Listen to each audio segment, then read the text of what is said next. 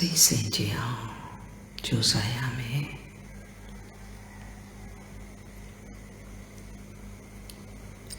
စိတ်ဆိုတဲ့အာယုန်ကိုသိတဲ့အသည့်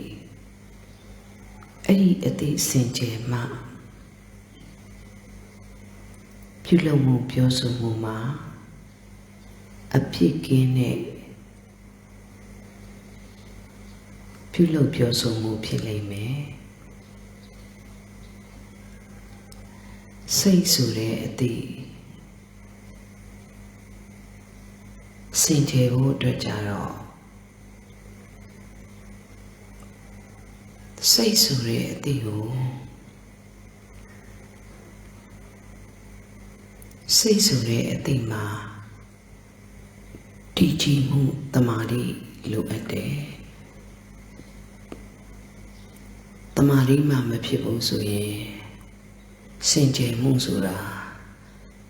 ဘယ်လို့မှရနိုင်မှာမဟုတ်ဘူး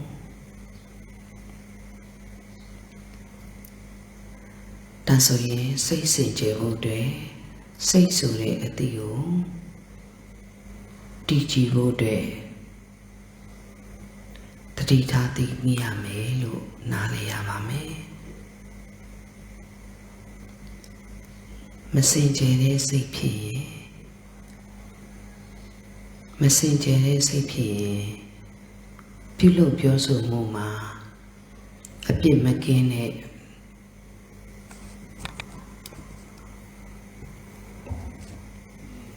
ပြုလုပ်ပြောဆိုမှုတိုင်းမှာအပြစ်မကင်းတဲ့အတွက်ပူလောင်ရတဲ့သဘောတွေနောက်ဆက်တွဲမိမိပါဝင်ခြင်းမှာ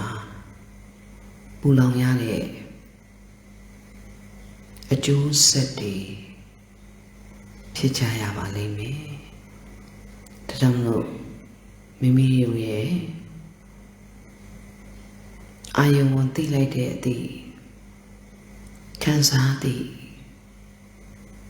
ဝေဒနာတစ်လုံးကိုအရှားကောက်ပြီးတော့ခံစားသည့်တတိထားမိ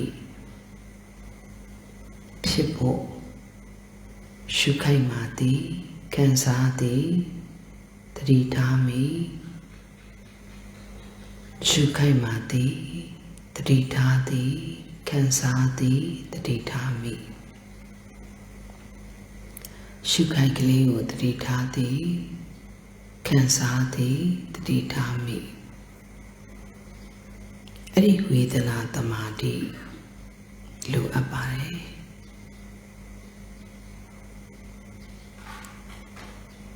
စင်ကြယ်တဲ့စိတ်ဖြစ်ဖို့အတွက်တည်ငြိမ်တဲ့တမာတိလိုအပ်တယ်တည်ငြိမ်တဲ့တမာတိဖြစ်ဖို့ကြတော့ဒီစိတ်တစ်လုံးကိုဘယ်လိုကိုင်တွယ်မလဲလို့နားလေဖို့နားမလဲရင်တည်ငြိမ်အောင်မလုပ်တတ်ဘူးပေါ့နားလေရမယ်တည်ငြိမ်အောင်ဘယ်လိုလုပ်မလဲလို့နားလေရမယ်တကယ်လဲလက်တွေ့တည်ငြိမ်အောင်လုပ်ရမယ်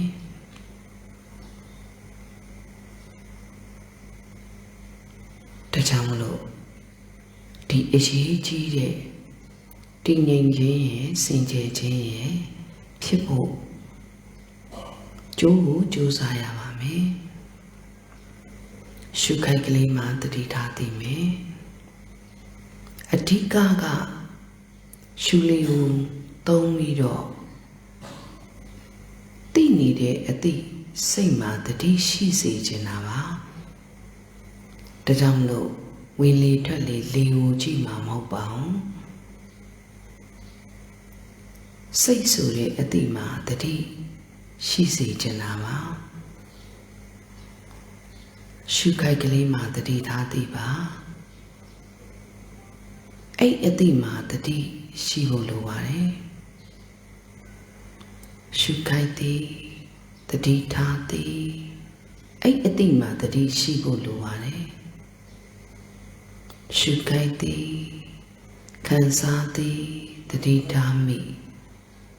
ခံစားသည်တတ်တဲ့သဘောဝေဒနာနဲ့ရှင်တဲ့အတိမှာတမာတိဖြစ်ဖို့လိုပါတယ်အဲ့ဒါကိုဝိရိယစိုက်ပြီးတော့တွန်းတင်ပေးရပါမယ်မမေ့ရပါဘူးတွန်းတင်ပေးရပါမယ်မမေ့ရပါဘူးဒါဆိုရင်စိတ်ဆိုတဲ့အတိမှာစင်ကြယ်မှုတည်ငြိမ်မှုတည်ကြည်မှုတည်ငြိမ်နေငြိမ်နေကြည်တယ်အဲ့တမာတပါတိဖြစ်ဖို့အတွက်ဘာကြောင့်လို့မငြိမ်တာမကြည်တာလဲဆိုတော့ပိတ်ဆို့နေတဲ့အကြောင်းတရားတွေရှိလို့နားလည်ရပါမယ်ဥမာပိတ်ဆို့တဲ့ဌိနမိတ်တာပိတ်ဆို့တဲ့အခါစိတ်ဆိုတဲ့အတိလေးမှာထိုင်းနေမှိုင်းနေတတ်ပါတယ်ဒါလည်းတရားပြတာပါပဲငါအိတ်ငိုက်နေတယ်ငါအိတ်ချင်လိုက်တာအဲ့လိုမျိုးငါအနေနဲ့ဓမ္မဘက်ကဓမ္မရှုထောင့်ဘက်ကအိတ်ချင်ငိုင်မီမှုကိုဓမ္မရှုထောင့်ဘက်ကနားလည်ရပါမယ်နားလည်မှုအဲ့ဒါကြောင့်နားလည်မှုလိုတယ်လို့ပြောတာဓမ္မရှုထောင့်ဘက်ကနားမလည်ဘူးဆိုရင်ငါအိတ်ချင်လိုက်တာငါအေးအေးမောရအောင်ငါအေးအေးမောရတာဘသူကြောင့်ပေါ့စသဖြင့်အယူတစ်ခုလွဲမှားစွာနဲ့ပဲအရာကောက်သွားပါလိမ့်မယ်။အော်တရားကိုနားလည်ရင်စိတ်ဆိုတဲ့အတိမှာထိုင်းနေမှိုင်းနေတဲ့စိတ်မကြည်နေတဲ့သဘောတရားဟာပိတ်ဆို့တတ်တဲ့အကြောင်းတရားရှိလို့ဓမ္မရှုနောက်ဘက်ကနေပြီးတော့နားလည်ရပါမယ်။ဒါကြောင့်မို့နားလည်မှုသိလို့ပါတယ်။နားမလည်လို့နားလည်အောင်တရားနာရတာပါ။သင်ကြားရတာပါ။အဲ့တော့ဘယ်ချိန်မဲအိတ်ချင်ပေါ့။ဘယ်ချိန်မဲစိတ်မကြည်လင်ပေါ့။ပိတ်ဆို့တတ်တဲ့အကြောင်းရှိလို့တစ်ဖက်ကလက်ရှိပြစ္ဆုတ်ပံစိတ်မှာဖြစ်နေတဲ့အကျိုးတရားပေါ်မှာထောက်ပြီးတော့အကြောင်းတရားကိုဓမ္မအနေနဲ့နားလည်နိုင်အောင်တွေးခေါ်တတ်ရပါတယ်ဒီအတွေးခေါ်အရန်လိုပါတယ်ငါအိတ်ချင်နေတာမဟုတ်ပါဘူးစိတ်မှာပိတ်ဆို့နေတဲ့ဘာဖြစ်အောင်ပိတ်တာလဲဆိုတော့စံကုသိုလ်မဲ့ကုသိုလ်တွေမဖြစ်အောင်ပိတ်ဆို့တာပါပဲအဲ့ပိတ်ဆို့တတ်တဲ့အကြောင်းတရားကိုနိဝရဏတရားတွေလို့ခေါ်ပါတယ်ဒါလည်းသူကတရားပါပဲသူကအရေးကြီးတာဖြစ်တဲ့အတွက်ဓမ္မကိုရှုဓမ္မနုပတနာပိုင်းမှာနိဝရဏတရားကိုအရင်ပြပါတယ်လက်တွေ့စံကုသိုလ်ဆိုတဲ့စိတ်စင်ကြယ်အောင်နေတတ်တာစံကုသိုလ်ပါပဲစံကုသိုလ်နဲ့မှစိတ်ကိုကုသိုလ်ဖြစ်အောင်မယူတတ်ဘူးဆိုရင်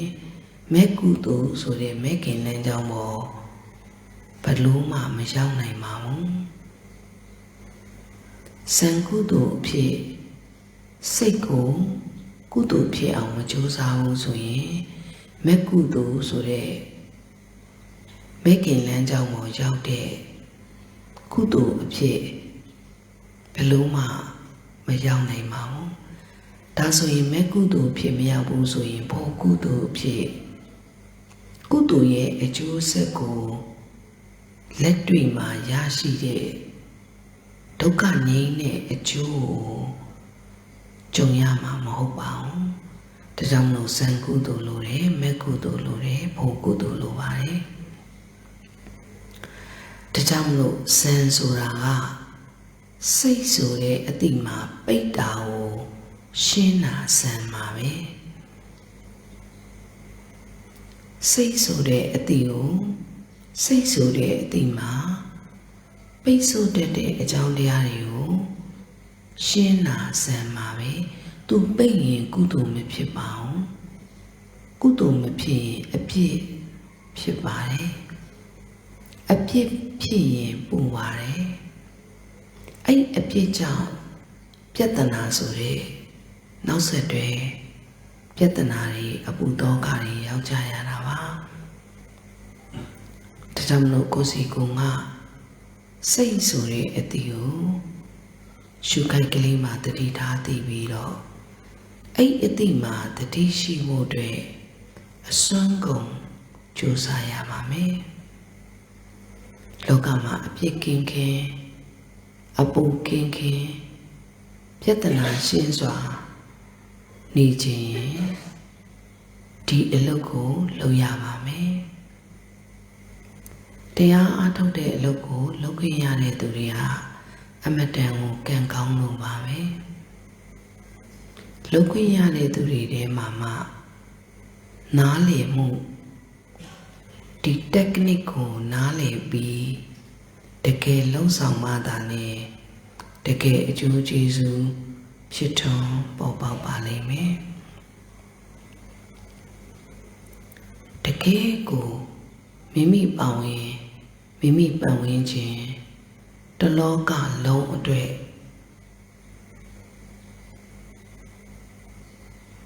မိမိပါဝင်မိမိပတ်ဝန်းကျင်တလောကလုံးအတွက်စေတနာထားပြီးတော့ဒီအလုပ်ကိုတေချာလုပ်ပါစေတနာပါပြီးတော့လုပ်ပါစေတနာပါပြီးတော့လုပ်ပါလူတွေကတတ္တဝါတွေက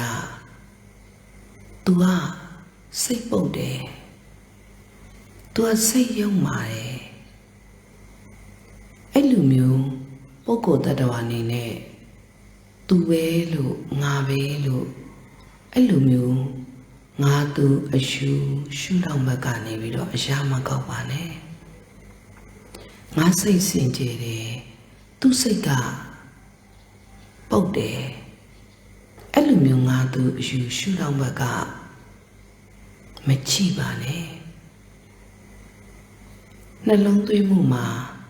ငါပဲသူပဲဆိုတဲ့အယူတစ်ခုအမြဲတမ်းပါနေတတ်ပါတယ်အဲ့ဒါလည်းထပ်ဆင့်ပြီးတော့ဖြုတ်ရမယ်ဒိဋ္ဌိနဲ့ရှင်နဲ့အယူတစ်ခုကြောင့်ငါစိတ်ဖြစ်နေတယ်ငါစိတ်ကောင်းထားတယ်သူစိတ်ဖြစ်နေတယ်သူကစိတ်ကောင်းမရှိဘူးအဲ့လိုမျိုးမတွေးရဘူးအဲ့လိုမျိုးနှလုံးမသွင်းရဘူး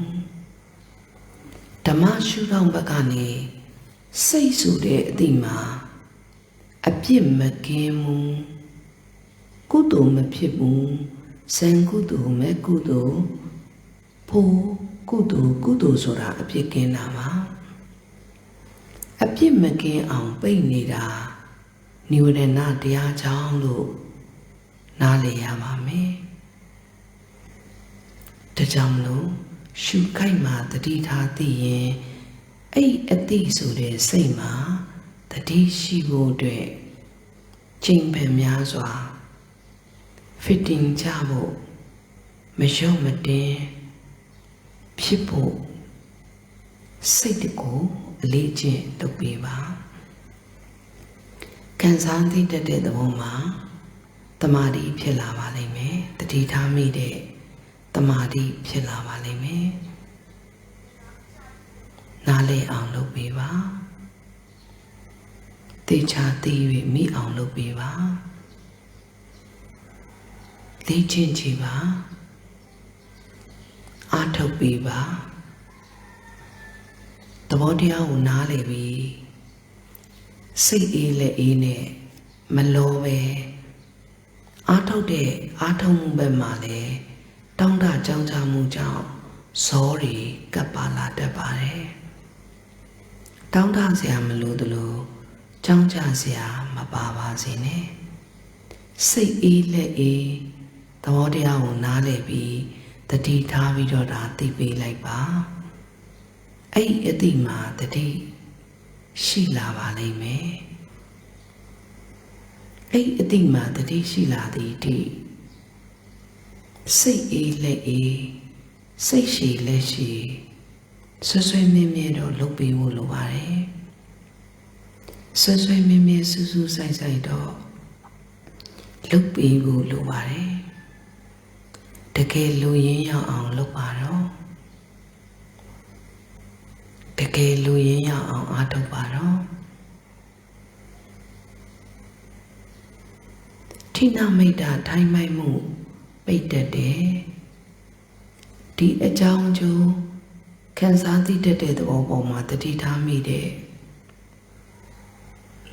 A John Joe singeing 9 day. Eddie Wizara so that a John Joe things say 9 day. A need happy mother. We see cases so they knew than na malama. A John Joe in a pillar. The body owl, the long to him, a may, messaging day. We see Gaza, be so mucha, be men the body. And I do the Puya men knew it and they are. But the much on the Martina made our. Do the Jonduyama, we see Gaza. A John Joe in a chinny the bowl. Mati Mami, we see kids are big beetle,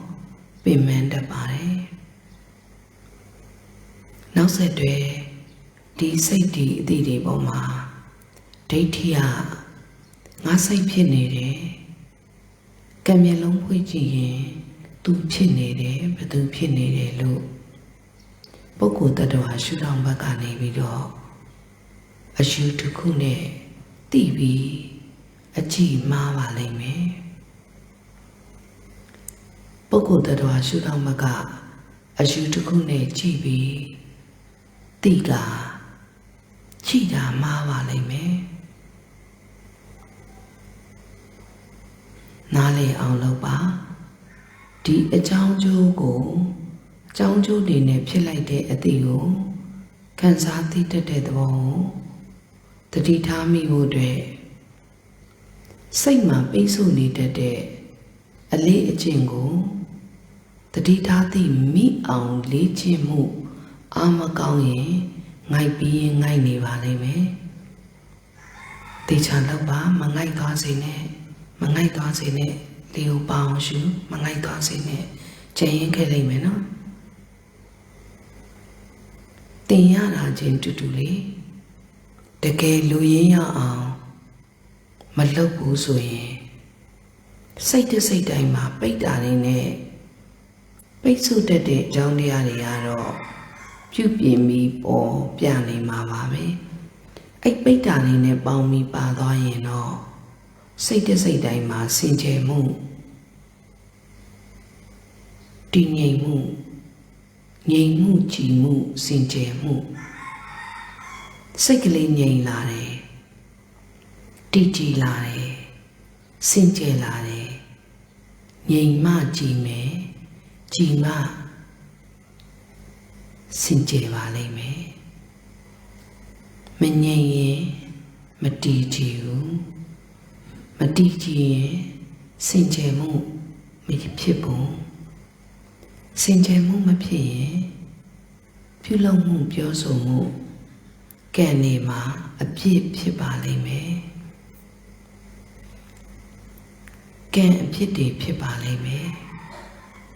Yea ma say ji me. Say ji ma. Yea ma ji me. Ji ma sinje mu. Shala vale me. Sinje de say ne a thing ne. Pulo mu. Pioso mu. Can I ma.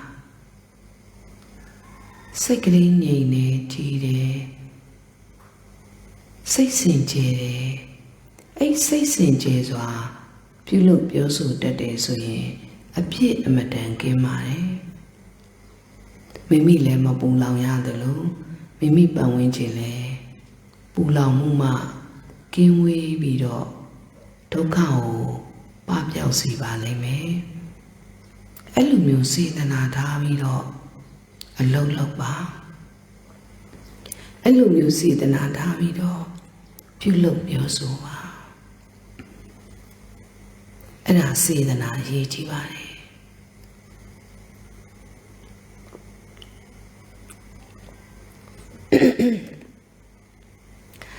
စေတနာသည်စေတနာနဲ့လေ့ကျင့်မှာအဲ့စေတနာကြောင့်ပဲသီလဖြစ်လာပါလိမ့်မယ်ဒါကြောင့်လို့စေတနာသည်သီလမြည်တယ်လို့ပဋိသမိတာမဲ့မှာသီလနဲ့ပတ်သက်တဲ့ပဋိသမိတာဆိုတာအသိဉာဏ်ကြီးသူများသာဒီလက်ချာကိုယူနိုင်ပါတယ်အသိဉာဏ်ကြီးဖို့အတွက်လေ့ကျင့်ရမယ့်အချက်ကစေတနာတည်သီလပါဒါကြောင့်လို့စေတနာထားပြီးလေ့ကျင့်ပါစေတသိက်တည်သီလပါစေတသိက်ဆိုတာခံစားသိတတ်တဲ့သဘောဝေဒနာနဲ့ရှင်တဲ့စိတ်ဖြစ်နေတယ်စိတ်မှာဝေဒနာရှင်နေတယ်အဲ့ခံစားသိတတ်တဲ့သဘောမှာအစွဲတစ်ခုနဲ့ပါမသွားအောင်ကြိုးစားမယ်လို့တတိနဲ့စောင့်ပါပြတ်သားမှုနဲ့ဆွလွတ်ပါစေတသိက်တည်သီလတတိနဲ့ပိတ်ဆို့ခြင်းတည်သီလဝိရိယအားထုတ်တယ်ပြတ်သားစွာအလုပ်လုပ်တယ်သီလစေတနာတည်သီလစေတသိက်တည်သီလတတိနဲ့တန်ဝရစောင့်ထိန်ခြင်းတည်သီလဝရိယတည်သီလဝရိယတန်ဝရဘယ်တော့မှစိတ်ဖောက်ပြန်သွားတယ်ဆိုတာဘယ်တော့မှမဖြစ်အောင်ကြိုးစားပါတတိနဲ့မပိတ်ထားဘူးဝရိယနဲ့အလုံးမလုံးဘူးပြတ်သားမှုမရှိဘူးခံစားမှုနောက်ကိုလိုက်နေတယ်ပါသွားတယ်ရှိုင်သွားတယ်ဆိုရင်သီလပြတ်ပါလိမ့်မယ်ဒါဟာပဋိသမိတာကနေပြီးတော့ပဋိသမိတာဆိုတာဉာဏ်ကြီးတဲ့ဉာဏ်ကြီးဖို့အတွက်ကြီးကျယ်တဲ့ဉာဏ်နဲ့သီလဖြစ်ဖို့အတွက်ကျင့်သုံးခြင်းအချက်တွေပါပဲစေတနာတည်သီလစေတသိက်တည်သီလတန်ဝရတည်သီလပိတ်ဆို့ခြင်းတည်သီလကိလေသာဖြစ်ခွင့်များအောင်တစ်ဖက်ကနေဉာဏ်နဲ့စောင့်ရှောက်မယ်ပိတ်ဆို့မယ်ပိတ်တာနဲ့ပေါင်းမသွားအောင်ကြိုးစားမယ်ဝရိယပြတ်သားစွာနဲ့လုပ်မယ် no excuse ပါချွင်းချက်မတားပဲပြတ်သားစွာနဲ့လုပ်ရမှာပါသီလဖြစ်အောင်စတင်လေ့ကျင့်ပါသီလဖြစ်ဖို့အတွက်လည်းသီလပြတ်တာစိတ်မှာပိတ်ဆို့တာနဲ့ပေါင်းပြီးပါသွားလို့သီလပြတ်တာပါသီလပြတ်ခြင်းဤအကြောင်းရင်းကိုနားလည်အောင်လုပ်ပါစိတ်မှာပိတ်ဆို့တတ်တဲ့အကြောင်းတရားတွေသူ့အကြောင်းကိုမသိရင်ပိတ်တာတွေနဲ့ပေါင်းပြီးစိတ်ကပါသွားရင်စိတ်မှာသီလပြတ်ပါလိမ့်မယ်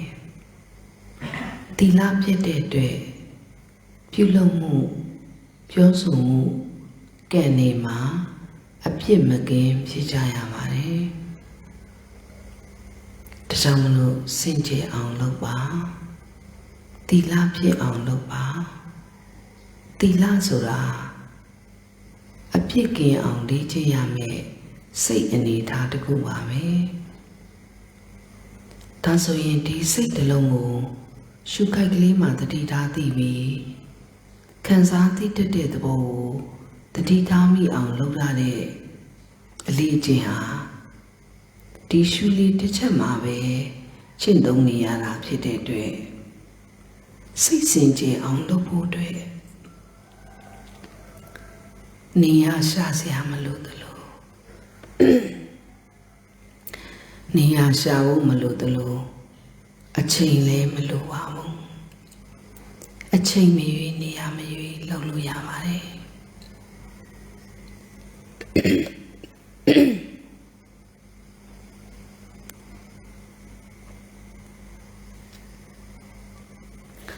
ဒါဆိုရင်တရားအထုတ်တဲ့အလုပ်ဆိုတာအချိန်မရွေးလုပ်ရမယ်အလုပ်နေရမရွေးလုပ်ရမယ်အလုပ်တတ္တဝအနန္တနဲ့ရှုလေရှုခွင့်ရတဲ့တတ္တဝအနန္တနဲ့ပတ်သက်တဲ့အလုပ်ဒါမဲ့အနန္တရှိတဲ့တတ္တဝတွေလုပ်ခွင့်မရပဲရှုလေတစ်ချက်အတိတစ်ချက်ကိုစင်ကြယ်အောင်မသုံးတတ်နေတဲ့အဖြစ်ဘလောက်ကြောက်စရာကောင်းလဲလို့လောကကြီးကိုတစ်ချက်ကြည့်ကြည့်ပါကိုလုပ်ခွင့်ရတဲ့အဖြစ်သဘောတရားကိုနားလည်ပြီးလုပ်ခွင့်ရတဲ့အဖြစ်လောက်ကံကောင်းတာတော့မရှိဘူးလို့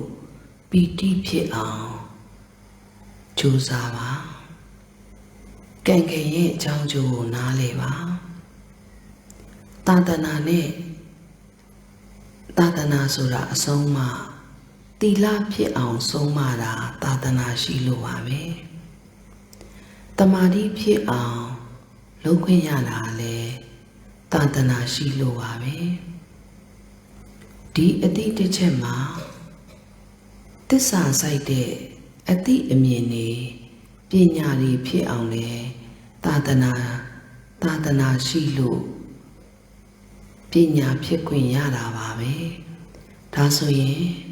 သာသနာနဲ့ပတ်သက်ရတဲ့စုံတွေ့ရတဲ့မိမိရဲ့အခြေအနေကိုနားလည်သွားပါလိမ့်မယ်ကျေးဇူးတင်တတ်လာပါလိမ့်မယ်ကောင်းရမကြစေနဲ့ကောင်းသိချမတာအဲ့လောက်မကြစေနဲ့မက်သိချမက်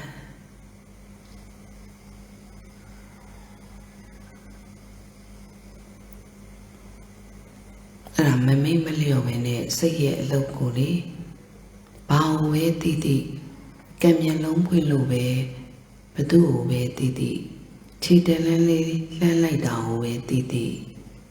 တတိနဲ့တည်ပြီးလှမ်းရမယ်မျက်လုံးလေးတစ်ချက်ကြည့်လိုက်တာပဲဖြစ်ဖြစ်တတိနဲ့တည်ပြီးကြည့်ရမယ်တည်တော့တည်နေတယ်ကြည့်တော့ကြည့်နေတယ်တတိနဲ့တည်ပြီးကြည့်တာမဟုတ်သမျှတတိနဲ့တည်ပြီးပြောတာမဟုတ်သမျှတတိနဲ့တည်ပြီးလှုပ်တာမဟုတ်နေသမျှအဲ့အတိမှာတတိမရှိလို့အခုလိုမျိုးတရားထိုင်နေချိန်ကြရင်အိန္ဒြေမရတာပါပဲတတိနဲ့ရှိပြီးသိရမယ်တတိထားပြီးသိရမယ်ရှုခိုက်ကလေးမှာတတိထားသိမယ်ခံစားသိတတ်တဲ့သဘောကိုတတိထားမိမယ်ရှုခိုက်သည်တတိထားသည်အဲ့အတိမှာခံစားသိတတ်တဲ့သဘောတွဲပါတယ်လို့ဝေဒနာတစ်လုံးကိုအရာကောင်းစေချင်ပါတယ်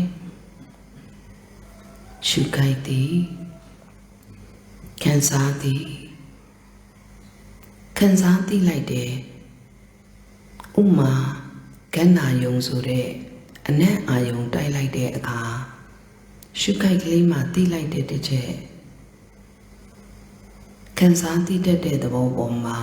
တတိထားမိလိုက်တဲ့တစ်ချက်စိတ်မှာဒီအနက်လေးပြည့်ညတ်တဲ့ရင်ပန်းအနက်လေးမတိရာနေအခုမှအကြောင်းတိုက်ဆိုင်လို့ဖြစ်လာတဲ့သဘောဒါဆိုရင်စိတ်ဆိုတဲ့သဘောဟာအကြောင်းတိုက်ဆိုင်ရင်နန္တိစိတ်အနေနဲ့ဖြစ်လိုက်တဲ့သဘောကိုကြည်ယုံနဲ့ပတ်သက်ရင်ထိတိစိတ်အနေနဲ့ဖြစ်လိုက်တဲ့သဘောအတန်နဲ့ပတ်သက်ရင်ဈာတိစိတ်အနေနဲ့ဖြစ်လိုက်တဲ့သဘောကံမျက်လုံးဖွင့်ရင်မြင်သိစိတ်အနေနဲ့ဖြစ်လိုက်တဲ့သဘောရှာကြည်ယုံမှာအာယုံပြုမိရင်တခါလေကြရင်ချင်းတင်တင်ခံစားသည့်အနေနဲ့စားသည့်စိတ်အနေနဲ့ဖြစ်လိုက်တဲ့သဘောတခါလေကြရင်မြင်စရာကြားစရာနာနာစားတာထိတာမထင်ရှားပေမဲ့အတိတ်အနာဂတ်အတိတ်ကမှတ်ခဲ့တဲ့အမှတ်တွေနဲ့ပတ်သက်လို့ပေါ်ပြလိုက်တဲ့သဘောကိုသိလိုက်တဲ့သဘောရင်ရင်ဓမ္မအာရပရေရေဓမ္မဥပ္ပိသန္တိစိတ်ဓာစေတသိကာဓမ္မဒီဓမ္မတွေဖြစ်လိုက်တဲ့သဘောလို့ဖြစ်ဆိုတဲ့ဥဒိယကိုတတနာအတိမြင်မှန်ခဲ့အောင်ကြည့်ရပါမယ်ဖြစ်ဆိုတာဖြစ်လာတဲ့သဘောကိုအတိအမြင်မှန်ခဲ့အောင်ကြည့်တတ်ရပါမယ်ဖြစ်ဆိုတဲ့အတိမှာအတိအမြင်မှန်ခဲ့မှုအတွက်ကအဲ့အတိကိုတတိထားမိတဲ့တမာတိလိုပါတယ်တမာတိမရှိရင်အမှန်မမြင်နိုင်ပါဘူးဒါကြောင့်မလို့အတိမှာတတိရှိဖို့အတွက်လေ့ကျင့်ရတာပါရှုခိုက်ကလေးမှာတတိထားသိတယ်အဲ့အတိမှာတတိရှိတယ်လေ့ကျင့်ရတာပါရှုခိုက်ကလေးမှာတတိထားသိတယ်အနံ့အာယုံတိုက်တယ်ခံစားသိတယ်တတိထားမိတယ်လေ့ကျင့်ရတာပါလေ့ကျင့်ရင်နဲ့ဒီအနံ့အာယုံတိုက်လာလို့ဒီဖြစ်ဆိုတဲ့အတိကိုတတိထားသိမိပြီဒီဝေဒနာဟာအခုပြစ္ဆုတ်ပံမှာအာယုံရဲ့အရာသာကိုကြိတ်ချေပေးလိုက်တဲ့ဆက်သွယ်ပေးလိုက်တဲ့ဖတ်တာဖြစ်เสียဝေဒနာကြောင့်ဒီခံစားသိမှုဖြစ်တာပါလားလို့ဖြစ်လိုက်တဲ့သဘောပေါ်မှာအကြောင်းကျိုးကိုနားလည်ရပါမယ်အကြောင်းကျိုးအနေနဲ့ဖြစ်လာတဲ့သူ့ရဲ့သဘာဝလက္ခဏာကိုသိမိရပါတယ်ရှုခိုက်သိပြီးခံစားသိတတ်တဲ့သဘောကိုတမာတိဖြစ်တဲ့အတွက်ဒီအမှတ်ကလေးပြလာတဲ့မှတ်တိစိတ်ပြုပြင်ပြလာတဲ့တင်ညာသင်္ခါရကိုလက္ခဏာကိုထပ်ဆင့်ပြီးတော့ကြည်တတ်ပါတယ်ကြည်တတ်ရပါမယ်သိရမယ်မိရမယ်လက္ခဏာကိုကြည်တတ်ရပါမယ်အဲ့လက္ခဏာကိုကြည်တတ်ရင်ဉာဏ်ဖြစ်ပါပြီဉာဏ်ဖြစ်ရင်ဉာဏ်အနေနဲ့ဉာဏ်အမြင်အနေနဲ့သိတဲ့အတွက်ကံသိမဟုတ်ပဲဉာဏ်အသိနဲ့မြင်တာဖြစ်ပါလိမ့်မယ်ကံသိနဲ့မဟုတ်ပဲဉာဏ်အသိနဲ့မြင်တာဖြစ်ပါလိမ့်မယ်ဒါဆိုရင်အခုအာယုံအကြောင်းတိုက်ဆိုင်လို့ရေယံဓမ္မအာရပအာယုံကကျေစုပြုလို့ရေရေဓမ္မဥပ္ပိသန္တိဓမ္မရေရေဓမ္မဆိုတဲ့ဓမ္မဥပ္ပိသန္တိဖြစ်ပေါ်တယ်။ဘာဓမ္မလဲဆိုတော့စိတ်ဓာစေတသိက်ကာဓမ္မစိတ်နဲ့စေတသိက်ပေါင်းပြီးဖြစ်လာတဲ့အတိဟာဓမ္မပါပဲ။ဒါဆိုရင်ဒီအနက်လေးကိုမွေးလိုက်တာနမ်းမွေးလိုက်တာနမ်းလိုက်တာငါမွေးနေတယ်ဘာအနက်ပဲဘာပဲညာပဲလို့ နောက်ဆက်တွဲအယူတွေမဖြစ်တော့ပါဘူးသူ့ရဲ့ဓာတ်ကိုသူ့ရဲ့သဘာဝတရားအနေနဲ့ဖြစ်ပြနေတဲ့ဓာတ်တစ်လုံးကိုပိုင်သွားပါလိမ့်မယ်နားလေအောင်လုပ်ပါပထမပိတ်ဆို့နေတဲ့အကြောင်းတရားတွေကိုဇန်ကုသိုလ်မဖြစ်အောင်ပိတ်နေတဲ့အကြောင်းတရားတွေကိုတော့ရအောင်ဖောက်နိုင်မှရပါလိမ့်မယ်ဆရာလေး3-4ပါးကောင်းကျမ်းကြနေပါတယ်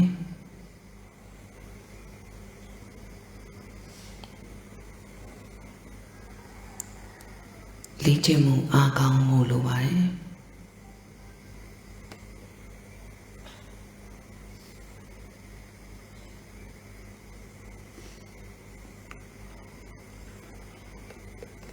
ဇန်ကုသိုလ်အိတ်စိတ်တစ်လုံးအတိတစ်လုံးမှာပိတ်ဆို့တတ်တဲ့အကြောင်းတရားပိတ်တာတွေနဲ့ပေါင်းပြီးပါသွားရင်ဇန်ကုသိုလ်မဖြစ်ဘူးဇန်ဆိုတာစိတ်ကိုစင်ကြယ်အောင်လုပ်ခြင်းအပြင်ကုသိုလ်ရယူခြင်းပါပဲအဲ့ဒီဇန်ကုသိုလ်မှမဖြစ်ရင်မဲ့ကုသိုလ်ဆိုတဲ့ဘဲကင်လမ်းကြောင်းပေါ်ကိုရောက်အောင်တင်ပေးနိုင်တဲ့ဝိပဿနာဉာဏ်မဲ့ဉာဏ်မဲ့ကုသိုလ်ဖြစ်မဖြစ်ရင်ဖို့ကုသိုလ်ဆိုတဲ့ဒုက္ခငြိမ်းတဲ့အကျိုးကျေးဇူးကြုံရမှာမဟုတ်ပါဘူးဒါကြောင့်လို့ပြစ္ဆုတ်ပံမှာရှုခိုက်ကလေးကိုတတိထားသိပြီးအဲ့အတိကိုတတိရှိကခံစားသိတတ်တဲ့သဘောကိုတတိထားမိတဲ့တတိထားမိအောင်ရှုနေတဲ့ပိတ်တာတွေကိုရှုနေတဲ့ရှုနေတ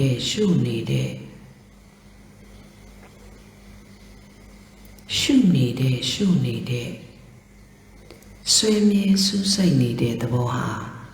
ဇန်ကုသိုလ်ကိုပြစ္ဆုတ်ပံမှာပဲရပါတယ်ပြစ္ဆုတ်ပံမှာပဲဖြစ်စေပါတယ်ဇန်ကုသိုလ်ကိုဖြစ်စေပါတယ်ရှားဖို့အတွက်ကတော့တကယ်ပိတ်တာတွေနဲ့ပေါင်းပါမသွားအောင်ကြိုးစားနိုင်ဖို့လိုပါတယ်အဲ့ဒါဇန်ကုသိုလ်ပါအကြောင်းကျိုးအနေနဲ့ဖြစ်လိုက်တဲ့ဒီအတိတစ်ချက်ကိုအဲ့ခံစားသိတတ်တဲ့သဘောကိုတတိထားသိမိဖို့အတွက်စိတ်ရဲ့အာယုန်နဲ့နောက်ပေါ်မှာပဲလိုက်ခြင်းနဲ့ခံစားမှုနဲ့ပဲနေတတ်တဲ့အလေးအကျင့်များရင်များသလောက်ခံစားမှုနောက်ကိုပဲလိုက်ချင်နေတဲ့အလေးအကျင့်ကိုစွန့်နိုင်မှဇန်ကုသိုလ်ဖြစ်ပါလိမ့်မယ်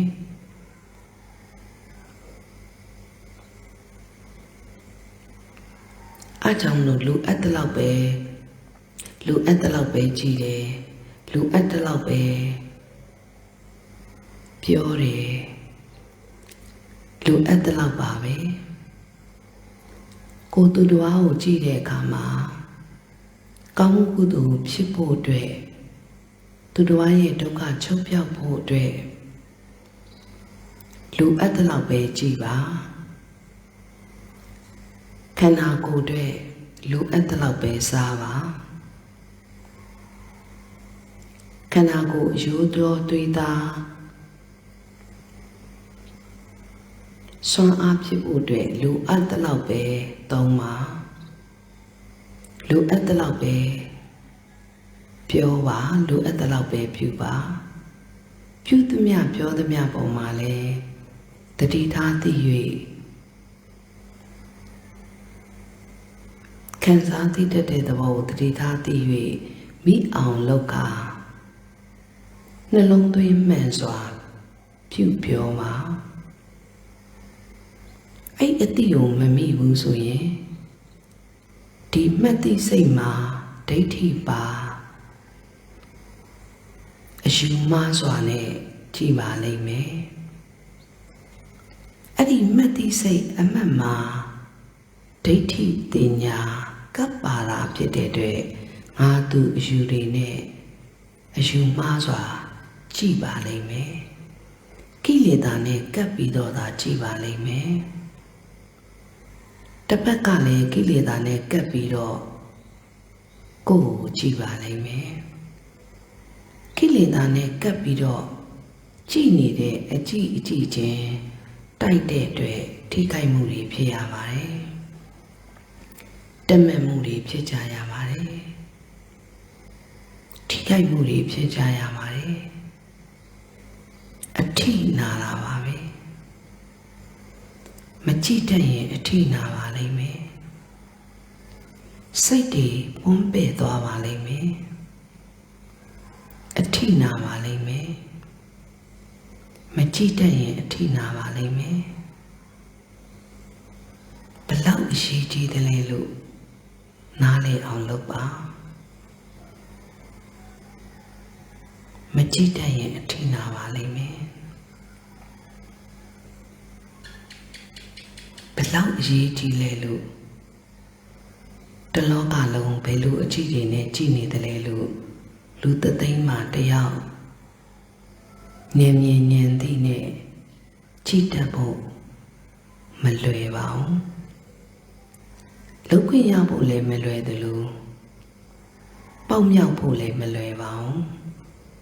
အဲ့ဒီမှာကိုကလုပ်ခွင့်ရတယ်ဆိုတာကံကောင်းလို့ပါပဲပေါက်မြောက်အောင်ကြိုးစားနိုင်ရင်အမတန်ကိုဖုန်ကန်ကြည့်ပါလိမ့်မယ်လုပ်ခွင့်ရဖို့မလွယ်ပါဘူးလုံးကြမိမဲ့သဘောတရားကိုနားမလည်ရင်မကြည့်တတ်ပါဘူးကိုတော့တရားအားထုတ်ခွင့်ရတယ်လို့ထင်နေပေမဲ့ကိုယ်ကိုကြည့်နေကြတိုင်းငါသူဆိုတဲ့အယူတစ်ခုနဲ့ကပ်ပြီးတော့ကြည့်နေသည်များအထိနာနေအောင်ပါပဲကိလေသာနဲ့ကပ်ပြီးတော့ကြည့်နေသည်များပြဿနာတက်နေအောင်ပါပဲငါသူအယူဆိုတဲ့အယူတစ်ခုကပ်ပြီးတော့ကြည့်နေသည်များစိတ်တွေပင်မနေအောင်ပါပဲကိုယ်ပင်မရအောင်ဘယ်သူမှလုပ်နေတာမျိုးမဟုတ်ပါဘူးကိလေသာနဲ့ကပ်ပြီးကြည့်နေလိုက်တဲ့အကြည့်ကြောင့်ဖြစ်နေတာလို့ကိလေသာရဲ့သဘောကိုပဲဖြုတ်နိုင်မှုကြိုးစားပါရှစ်တက်အောင်လုပ်ပါ6တက်အောင်လုပ်ပါကိလေသာနဲ့ကပ်ပြီးကြည့်လိုက်မိသည်များကိလေသာနဲ့ကပ်ပြီးသိနေသည်များကြည့်နေသည်များကြောက်စရာအမတန်ကောင်းတာပါလားလို့ကိုယ့်ဖြစ်ကိုနားလဲအောင်လုပ်ပါတတန်နေရာလုံးလဲစိတ်အစဉ်ခန္ဓာအစဉ်မှာကိလေသာနဲ့ကပ်ပြီးတော့သာကြည့်၍ကုသိုလ်ဖြစ်လိုက်အကုသိုလ်ဖြစ်လိုက်နဲ့လုံးလေချလေလိုက်နေတာပါကိုယ့်ဖြစ်ကိုနားလဲအောင်လုပ်ပါနားမလည်ရင်ကျင်ရင်ခဲ့ပါလိမ့်မယ်ဘယ်သူမှစောင့်ခေါ်နေလို့မရပါဘူးကိုယ်လမ်းကိုသွားရမှာပါကိုယ်စိတ်တစ်စိတ်ဟာဒုက္ခကို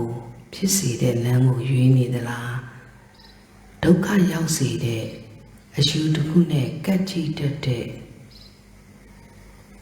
ကိလေသာနဲ့ဖောက်တဲ့လမ်းကိုရွေးနေသလားဉာဏ်အသိနဲ့ချီတတ်တဲ့ဉာဏ်လမ်းကိုဖောက်နေတာလားလို့ကိုယ်လုံးရက်ကိုယ်စိတ်ထားကိုယ်အဖြစ်ကိုမြင်အောင်ကြည့်ပါအတိတစ်ချက်တိုင်းဟာသိအရေးကြီးပါတယ်ရှုခိုက်ကလေးမှတတိထားသည်ပါခံစားသိတတ်တဲ့သဘောကိုတတိထားမိပါ မတ်တိစိတ်ပြုပြင်ပြတဲ့လက္ခဏာကိုကြည့်ပါစိတ်တစေတသိက်ကာဓမ္မစတ္တာရောခန္ဓာအရူပိနောအညမေညံသာဇာတာပစ္စယေတာပစ္စယောအဲ့အတိမှာတတိထားသိမိပြီနံခန္ဓာ၄ပါးစိတ်ဓာစေတသိက်ကာဓမ္မစိတ်စီပတာတုခုမှာပြဉ္ညတ်နိဗ္ဗာန်6ဒါဓမ္မယုံမှာအဲ့ဓမ္မယုံဓမ္မအာယုံကိုရှုမှတ်တတ်ပြီဆိုရင်ဓမ္မနုပဒနာအနေနဲ့နားလည်လာပါလိမ့်မယ်ဓမ္မအနေနဲ့တိတက်ကြည်တက်မြင်တတ်သွားတာဖြစ်ပါလိမ့်မယ်စိတ်စီပတာတုခုမှာအဲ့ပုံမှာပြည့်ညက်ကလေးတွေနမိတ်ကလေးတွေပါနေတာကသမုဒယသစ္စာကြောင့်လို့ပုံရိပ်လေးတွေပြုပြင်ပြနေတဲ့သဘောဟာသမုဒယသစ္စာကြောင့်လို့ဒီသဘောမှာသမုဒယသစ္စာပေရမဲ့ပါဟနာတင်ညာကိုပြပါလိမ့်မယ်ခံစားသိတယ်တတိထားမိတယ်မှတ်သိစိတ်ပြတယ်သမုဒယအဲ့မှတ်သိစိတ်လေးပြုပြင်ပေါ်နေတာကဒုက္ခဒုက္ခနဲ့သမုဒယသစ္စာစိုက်တဲ့အမြင်နဲ့ကြည်တတ်မှလူရင်းဧကံရောက်ပါလိမ့်မယ်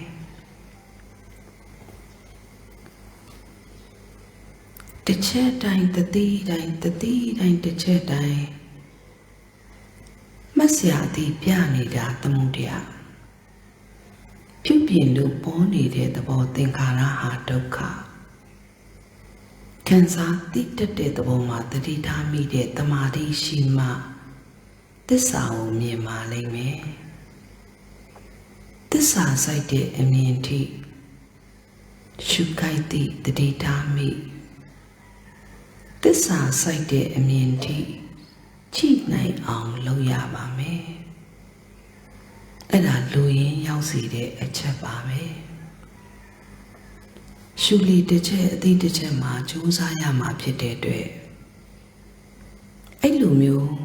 အတိအမြင်မှန်ခဲ့အောင်မကြိုးစားသမျှဒိဋ္ဌိအယူမစင်ကြယ်တဲ့အတွက်ဒီအမှတ်မှာငါပဲသူပဲဆိုတဲ့အယူတစ်ခုကြောင့်လမ်းလွဲနေပါလိမ့်မယ်ငါပဲသူပဲဆိုတဲ့အယူတစ်ခုကစိတ်တွေကိုညှဉ်းနှွမ်းပြီးတော့ပင်ပန်းသွားစေတာကိလေသာကြောင့်ပါပဲဒါကြောင့်မလို့ကံကိုပြုလုပ်တဲ့ပုဂ္ဂိုလ်အနေနဲ့မရှိပါဘူးကိလေသာနဲ့ကပ်ပြီးတော့တာပြုလုပ်နေတတ်တဲ့ကိလေသာရဲ့အကြောင်းကိုမသိလို့သာကံမြင်ကံအကြည့်တွေနဲ့ဒီအကြည့်တစ်ချက်မှာကိလေသာပါနေတာပါပဲကြောက်เสียအမတန်ကိုကောင်းပါလားလို့ကိုယ်အကြည့်တစ်ချက်ကိုကိုပြန်ပြီးတော့သိနိုင်အောင်လာလုပ်ပါဒါဆိုရင်သူများကိုအပြစ်မရှာတော့ပါဘူးတကယ်အကြောင်းရင်းအစစ်ကိုသာသိမြင်အောင်လုပ်ပါဒါဆိုရင်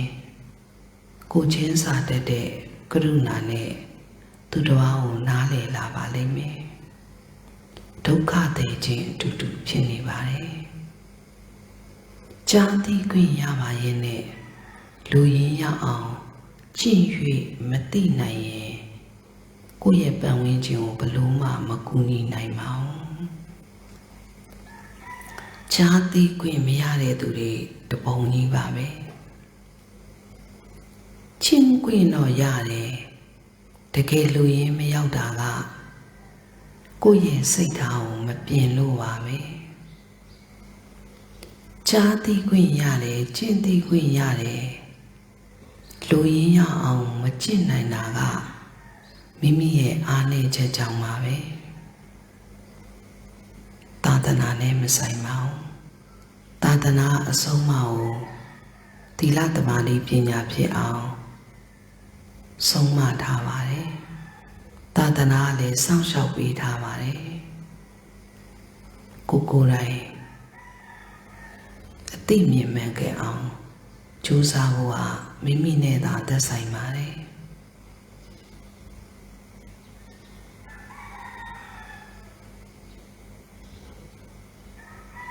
နားလည်အောင်လုပ်ပါမတ်ဆရာတီပြုပြင်ပြတဲ့လက္ခဏာကိုကြည့်နိုင်ဖို့အတွက်ခံစားသိမှုမှာတမာတိရှိမှမှတ်သိစိတ်ပြုပြင်ပြတဲ့လက္ခဏာကိုကြည့်နိုင်တဲ့ဝိပဿနာဖြစ်ပါလိမ့်မယ်လွယ်လွယ်ကူကူရိုးရိုးရှင်းရှင်းစိတ်နဲ့စိတ်သိက်အလုံးလုံးနေတဲ့သဘောကိုခံစားသည်မှတ်သားသည်ပေါ်စေသည်လို့တာယုံတသည်လို့လွယ်လွယ်ကူကူပေးထားပါတယ်ကောင်းမကြစေနဲ့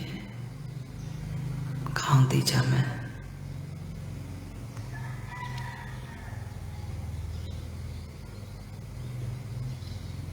အဲ့ဒီစိတ်တစ်စိတ်အတိတစ်ချက်တိုင်းမှာ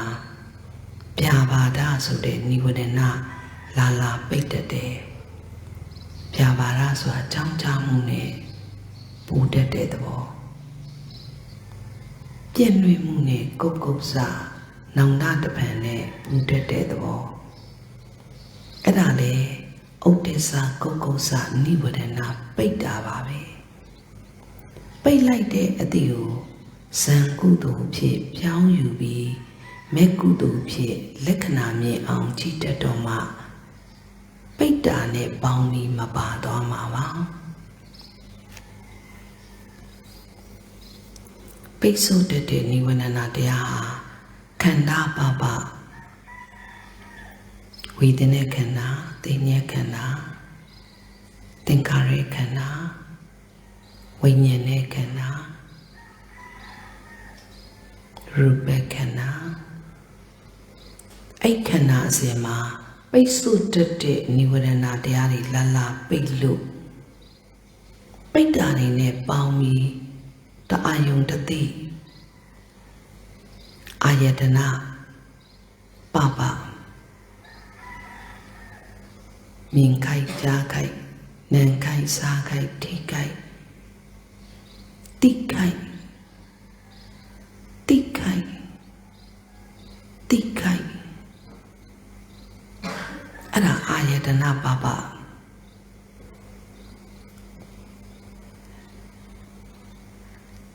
သစ္စာကိုကြည့်လိုက်သစ္စာမြင်နဲ့ကြည့်လိုက်သစ္စာပပသစ္စာကိုမြင်သွားပြီဘုဇင်္ဂပပနိဝရဏပိတ်တယ်ခန္ဓာမှာကြည့်ရမယ်အာယတနာပပတအာယုံတသိဖြစ်ရမယ်သစ္စာပပသစ္စာမြင်နဲ့ကြည့်တတ်ရမယ်ဘုဇင်္ဂပပဘောဓိဉာဏ်သစ္စာလေးပါးကိုသိတဲ့ဉာဏ်ပုံမှာအတိအမြင်မှန်ကန်ခြင်းပုံမှာတတိထားသွားနိုင်တယ်ဘုဇင်္ဂပပအဲ့ဒါဓမ္မနုပဒနာဓမ္မကိုဓမ္မရဲ့တိတဲ့ quality နိဝရဏကိုသိတယ်ခန္ဓာကိုသိတယ်အာယတနာကိုသိတယ်သစ္စာကိုသိတယ်ဘုဇင်အထိမြင်တယ်ဓမ္မကိုသိမြင်တဲ့ quality အစဉ်စဉ် dose မြင်သွားခြင်းပါပဲနားလည်အောင်လို့ဓမ္မကို analyze လုပ်နိုင်တဲ့ဉာဏ်မကြီးရင်ပြဿနာကြီးလိမ့်မယ်ဘဝမှာ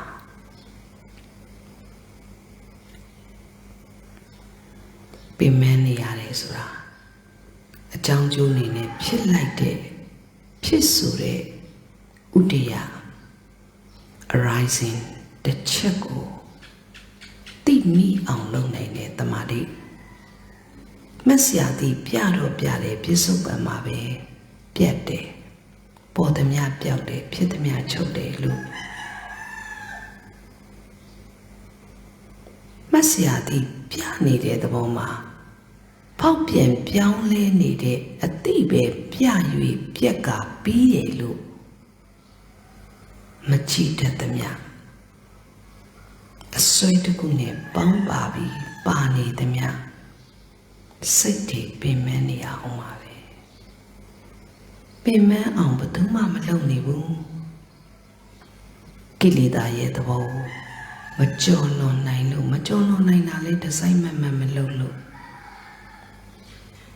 ဒီဇိုင်းမတတိထားသိမိအောင်မလုပ်လို့ကိလေသာကိုမကြော်တာဒီဇိုင်းမအသိအမြင်မှန်အောင်လုံးမအခုတနေ့တာစောက်ချပြီးတော့အဋ္ဌံနဲ့လှုပ်ကြည့်ပါလား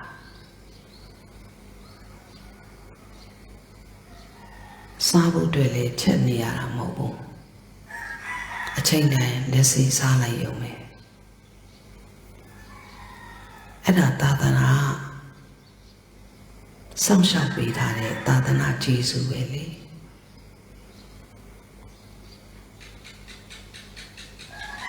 သာသနာရဲ့အဆုံးအမတိုင်းမိမိရဲ့စိတ်စဉ်ကိုစင်ကြယ်အောင်ပြန်စောင့်ရှောက်ခြင်းအပြင်သာသနာတွေအလုပ်လုပ်ရမှာပေါ့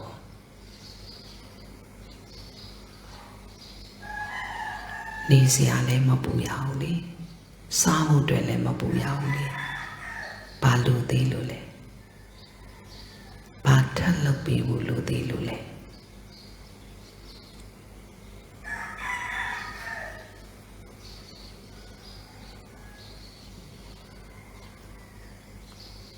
စိတ်တွေစင်ကြယ်ပြီးတန်တရားအတွက်ပါငြိမ်းအေးဖို့အတွက်သာသနာကူညီပေးနေတယ်လေဘာထပ်ပြီးတော့တောင်းဆိုပြီးတော့လုပ်ပေးစေခြင်းလို့လဲ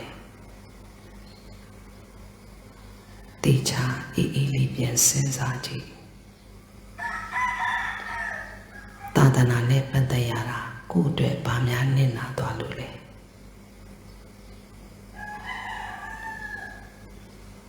သာသနာနဲ့ပတ်သက်ခွင့်မရလို့ကိုယ်တမင်ကိုယ်စားရှားနေရတဲ့ကိုယ်တမင်ကိုယ်စားရှားနေရတဲ့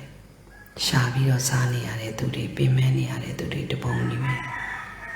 ဘာဖြစ်လို့လဲသာသနာနဲ့ထဲထဲဝင်ဝင်မပတ်သက်တာလို့ပဲဒါကြောင့်မလို့သာသနာနဲ့ပတ်သက်ထားရတာတော့နောက်ကြောင်းအေးစရာတော့မရှိတော့ကိုယ်အလိုကြောင့်ပဲကိုယ်ပူနေတာကိုယ်အယူကြောင့်ပဲကိုယ်နှလုံးသွေးတွေစူနေတာတင့်ကြံမှုတွေလည်းအဆုံးအမတွေပေးပြီးသားဖြစ်တဲ့အတွက်ကိုယ်နဲ့သာသက်ဆိုင်တယ်သာသနာအဆုံးအမတိုင်းမလိုက်နာနိုင်ရင်လှည့်ပြန်သွားရလိမ့်မယ်အကုသိုလ်ဖြစ်စေတဲ့အကြောင်းတရားကိုမပယ်ရင်ကုသိုလ်ပြုခွင့်နေဆုံးရှုံးသွားလိမ့်မယ်။ဘာများထပ်လုပ်ပြီးစေခြင်းလို့လဲ။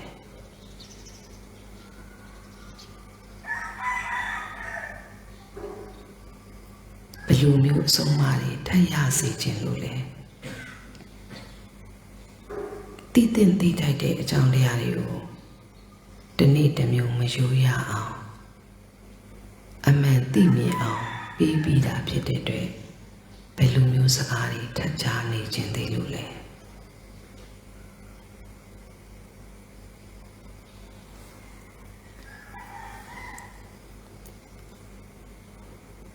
တုံးနဲ့ရိုက်ပြီးဆုံးမတာတဲ့နာသွားလိမ့်မယ်တိကျပြန်စဉ်းစားကြည့်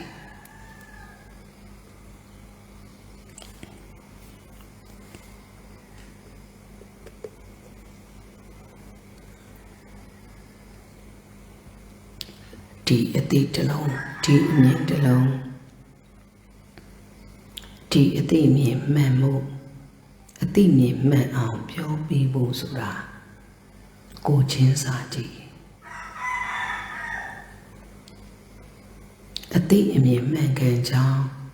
တရားတွေကိုနှိမ့်စင်နာရတာတော့ ဒီစိတ်တစ်လုံးအသိတစ်လုံးတိလိုက်တဲ့အသိတိုင်းမှာငါသူအယူဆိုတဲ့နမိတ်တွေပါပြီးနမိတ်တွေနဲ့ပေါင်းပြီးပြောနေတတ်တဲ့ကိုယ့်ရဲ့အပြောကိုယ့်ရဲ့အလုပ်ကိုမှပြင်မစင်ချင်တတ်ပဲ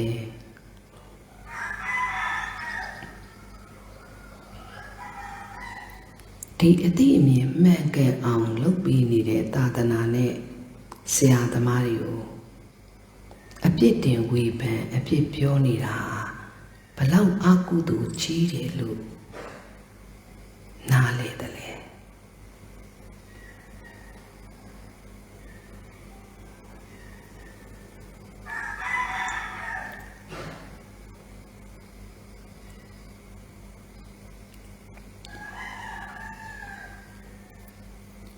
တေချာသိမြင်မှန်အောင်လုပ်ငြိမ်ပြီးတော့ဒီအတိတ်တစ်ချက်ကိုစဉ်းစားကြည့်စမ်းပြန်လွင်နာနဲ့ပေါင်းပါသွားပြီးပူလိုက်ကာမင်းစန္ဒတခုနဲ့ကာမအာယုန်တွေကိုကျန်နေတဲ့ပိတ်ဆို့မှုနဲ့ပေါင်းပြီးပြောလိုက်ပိတ်ဆို့မှုနဲ့ပေါင်းပြီးဖြူလိုက်ကိုယ့်အဖြစ်ကိုကိုယ်ပြန်ကြည့်ကြည့်စမ်း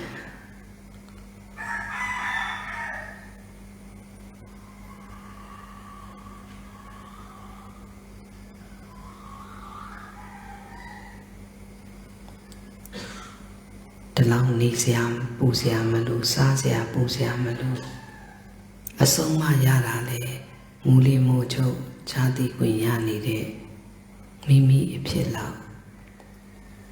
ဘလောက်ကံကောင်းပြီးဖုံးကန်ကြည့်ရရှိတယ်လေ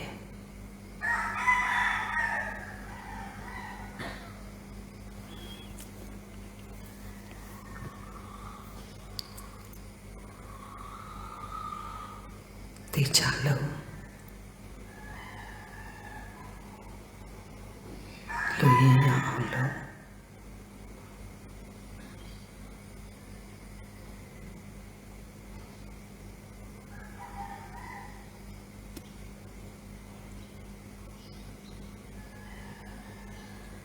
သာသနာတွေကူလို့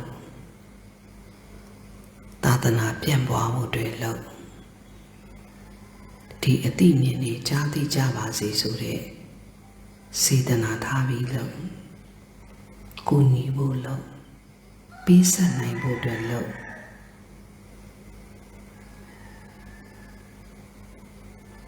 တေချာလို့